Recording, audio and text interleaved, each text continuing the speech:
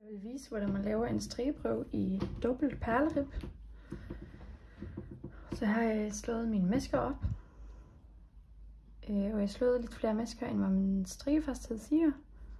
Og så strikket en omgang ret for at lave den her ret trillekant.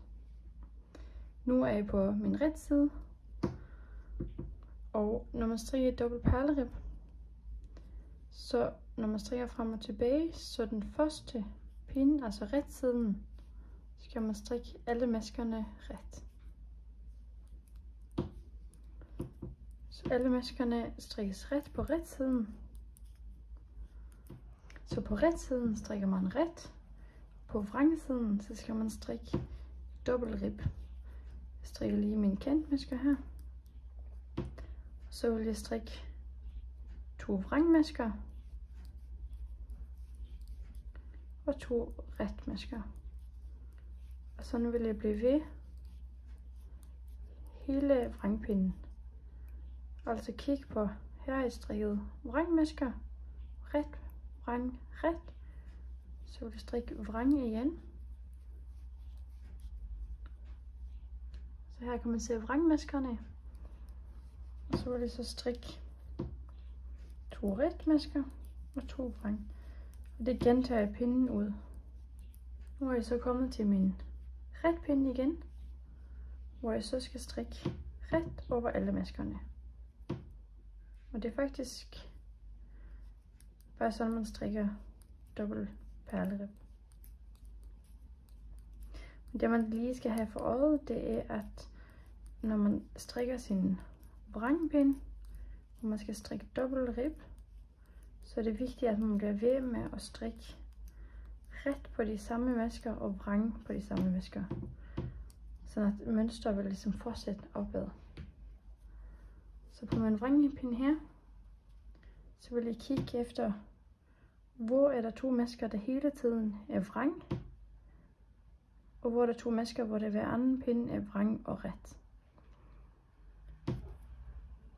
Så her kan man se, at vi har 2 vrangmasker hele vejen hen, og de skal så strikkes vrang altid på vrangpinden.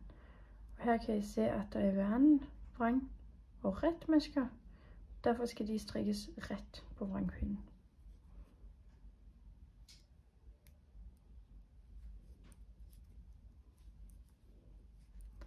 De skal strikkes vrang, og så ret, og sådan vil det blive ved. Så kan man så småt se dobbelt perleribmønstret, hvor der er 2 masker, der altid vil fortsætte som retmasker, og 2 masker, der hver anden omgang vil være ret over. Nu har jeg strikket lidt længere, og man kan se tydeligt det her dobbelt perleribmønstret. Og på bagsiden, så kan man tydeligt se, hvilke masker, der skal strikkes altid vrang, og hvilke masker, der skal strikkes hver anden.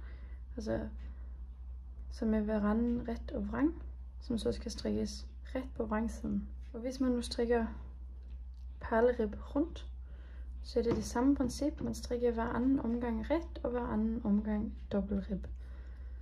Så her kan man se, at jeg har strikket en omgang med ret og vrang. Jeg skal derfor strikke en omgang med udelukkende ret. Og hvis jeg nu skulle fortsætte at strikke rundt,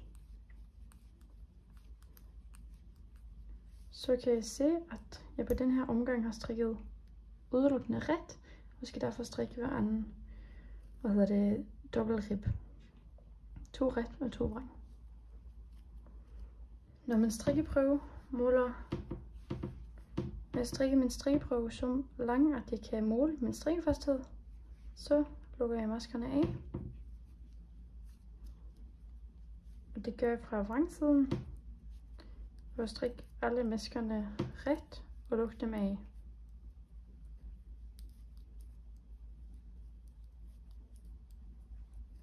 Og så har jeg min strikkeprøve her.